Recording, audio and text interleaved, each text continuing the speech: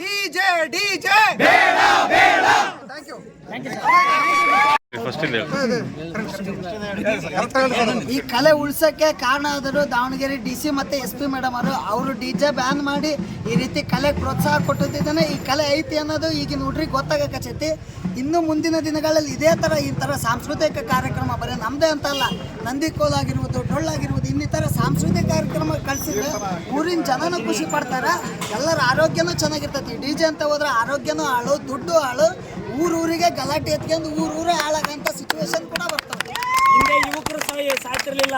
ಭಾರತೀಯ ಸಂಸ್ಕೃತಿಯಲ್ಲಿ ಹಿಂದೆ ನಡೆದಂತಹ ಪರಂಪರೆಯಿಂದ ಬಂದಂತಹ ಕಲಾವಿದರ ಕಲೆಯನ್ನು ಗುರುತಿಸಬೇಕಂತಂದ್ರೆ ಈಗಿನ ಜನತೆ ಕಲಾವಿದರು ಕಲೆಯನ್ನು ಗುರುತಿಸಿ ಕಲಾವಿದರನ್ನ ಅವ್ರನ್ನ ಕಲೆಯನ್ನು ಪ್ರೋತ್ಸಾಹ ಮಾಡಿ ಈ ಥರ ಕರೆ ಕಳಿಸಿದರೆ ಅವರ ಹೊಟ್ಟೆಪಾಡು ನಡೆಯುತ್ತೆ. ವೀರಭದ್ರೇಶ್ವರನ ಅವತಾರದಲ್ಲಿ ಈ ವಿಘ್ನೇಶ್ವರನ ಚರಿತೆಯನ್ನು ಹೇಳುತ್ತಾ ಈ ಕಾರ್ಯಕ್ರಮವನ್ನು ಯಶಸ್ವಿಯಾಗಿ ನೆರವೇರಿಸಿದ್ದೇವೆ. ದೊಗ್ಗಳ್ಳಿ ಎಂಬ ಗ್ರಾಮದಲ್ಲಿ ಈ ಗ್ರಾಮದ ಸರ್ವ ಭಕ್ತರು ಇಂತಪ್ಪ ಎಷ್ಟು ಈ ಸದ್ಭಕ್ತರಿದ್ದಾರೆ ಅಂದರೆ ಇವು ಹೇಳುವಂತಹ ವಚನವನ್ನು ಕಿವಿಗೊಟ್ಟು ಕೇಳುತ್ತಾ ಯಾವುದೇ ಗದ್ದಲ ಗಲಾಟೆ ಇಲ್ಲದಂತೆ.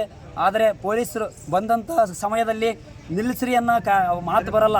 ಇಂಥ ಕಾರ್ಯಕ್ರಮಗಳನ್ನು ನೋಡಿದರೆ ಇನ್ನೂ ಸ್ವಲ್ಪ ಮಾಡಿ ಈ ಕಾರ್ಯಕ್ರಮ ನಡೆಸ್ಕೊಡ್ರಿ ಅಂತ ಹೇಳೋ ಭಾವೈಕ್ಯತೆ ಅವರಲ್ಲಿ ಬರುತ್ತೆ. ಸರ್ ಇಲ್ಲಿಗೆ ಸ್ಟಾಪ್ ಮಾಡಿರಿ ಅಂತ ಹೇಳಲ್ಲ. ನಾವು ಹಂಗಾಗಿ ಇನ್ನೂ ಸ್ವಲ್ಪ ಸ್ಟಾರ್ಟ್ ಮಾಡಿದ್ದು. ಆದರೆ ಸರ್ ಮಾತ್ರ ನಮಗೆ ಅಪ್ಪಣೆ ಮಾಡಿ ಇಲ್ಲೆಲ್ಲ ನಡೆಸಿಕೊಟ್ರು. ಈ ಕಾರ್ಯಕ್ರಮ ಯಶಸ್ವಿಯಾಗಿಗೊಳಿಸ್ತು. ವೀರಭದ್ರೇಶ್ವರ ಮತ್ತು ವಿಘ್ನೇಶ್ವರ ಎಲ್ಲರಿಗೂ ಒಳ್ಳೇದು ಮಾಡಲಿ ಅಂತ ಹೇಳಿ ಸಾಂಸ್ಕೃತಿಕ ಕಾರ್ಯಕ್ರಮವನ್ನು ಮಾಡಿ ಇವತ್ತು ನಿಜಕ್ಕೂ ಇಡೀ ಊರು ಕೂಡ ಖುಷಿ ಪಡ್ತಾ ಇದೆ. ಈ ಕಾರ್ಯಕ್ರಮ ಯುವಕರಿಗೆ ಬೇಕು. ಹಿಂದೆ ನಾವೆಲ್ಲರೂ ಕೂಡ ಒಗ್ಗಟ್ಟಾಗಿ ಹಬ್ಬ ಹರಿದಿನಗಳನ್ನ ನಾವು ಯಾಕೆ ಮಾಡ್ತಿದ್ವಿ ಅನ್ನೋದಾದರೆ ನಾವು ಒಗ್ಗಟ್ಟಾಗಿರ್ಬೇಕು ಹಳ್ಳಿಯಲ್ಲಿ ಅನ್ನೋ ಉದ್ದೇಶದಿಂದ ಮಾಡ್ತಾ ಇದ್ವಿ. ಇವತ್ತು ಅದನ್ನು ಈ ಯುವಕರು ಮಾಡಿದ್ದಾರೆ ಸರ್. ಇದು ಒಳ್ಳೆಯ ಒಂದು ಬೆಳವಣಿಗೆ. ಇದನ್ನೆಲ್ಲರೂ ಕೂಡ ಪ್ರತಿ ವರ್ಷ ಎಲ್ಲರೂ ಗಣೇಶನ ಇಡ್ತಾರೆ. ನಾನು ಇನ್ನೊಂದು ಎಲ್ಲ ಯುವಕರು ಇದ್ದೀರಿ ಇಲ್ಲಿ 3 ಗಣೇಶನ ಇಟ್ಟಿದ್ರೆ ಆ 3 ಗಣೇಶದ ಯುವಕರಿಗೆ ಹೇಳ್ತೀನಿ, ಒಂದೇ ಟ್ಯಾಕ್ಟ್ರಿಯಲ್ಲಿ 3 ಗಣೇಶನ ಇಟ್ಕೊಂಡು ಈ ತರ ಸಾಂಸ್ಕೃತಿಕ ಕಾರ್ಯಕ್ರಮ ಮಾಡ್ರಿ.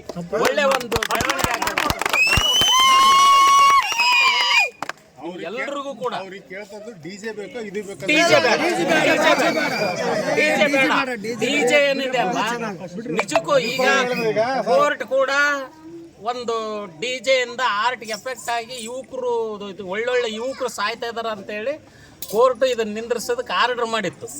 ಈಗ ಅದೇ ಒಂದು ಉದ್ದೇಶದಿಂದ ಎಲ್ಲರೂ ಕೂಡ ಡಿಜೆ ಬಿಡ್ರಿ, ಡಿಜೆಯಿಂದ ಏನು ಉಪಯೋಗ ಇದೆ? ನೀವು ಕುಣಿದು ನಿಮ್ಮ ಆರೋಗ್ಯ ಹಾಳು ಮಾಡ್ಕೊಂಡು ದುಡ್ಡು ಖರ್ಚು ಮಾಡಿ ಆ ರಾತ್ರಿ ನಿಂತಿಟ್ಟು ಆಮೇಲೆ ಈ ಕುಣಿಬೇಕಾದ್ರೆ ಯಾವನೋ ಸ್ವಲ್ಪ ಕೈ ಬಿಡಿದ್ರು ಯಾರು ಕೂಡ ತಡ್ಕೊಳ್ದಂಗೆ ಜಗಳ ಮಾಡ್ಕೊಂಡು ಹಳ್ಳಿಯಲ್ಲಿ ದ್ವೇಷಗಳು ಬೆಳೀತಾ ಹೋಗ್ತಾ ಇದ್ವು ಡಿಜೆಯಿಂದ.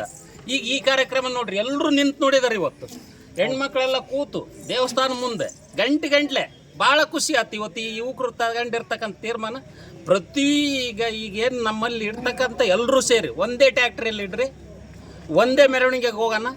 ಎಲ್ಲರೂ ಕೂಡ ಇಂಥ ಸಾಂಸ್ಕೃತಿಕ ಕಾರ್ಯಕ್ರಮಗಳನ್ನು ಮಾಡಿರಿ. ಹಳ್ಳಿಯಲ್ಲಿ ನಿಜಕ್ಕೂ ಸಾಮರಸ್ಯ ಬೆಳೆಯುತ್ತೆ. ಎಲ್ಲರೂ ಒಗ್ಗಟ್ಟಾಗಿ ಇದನ್ನು ಮುಂದಿನ ಸರಿನ ಮಾಡಿ ಅಂತ ಹೇಳ್ತಾ ನಿಮ್ಗೆಲ್ಲರಿಗೂ ಕೂಡ ಆ ಗಣೇಶ ಒಳ್ಳೇದು ಮಾಡಲಿ ಅಂತ ಕೇಳ್ಕೊಳ್ತಾ ಮತ್ತೊಮ್ಮೆ ನಿಮ್ಗೆಲ್ರಿಗೂ ಕೂಡ ಗಣೇಶ ಒಳ್ಳೇದು ಮಾಡಲಿ.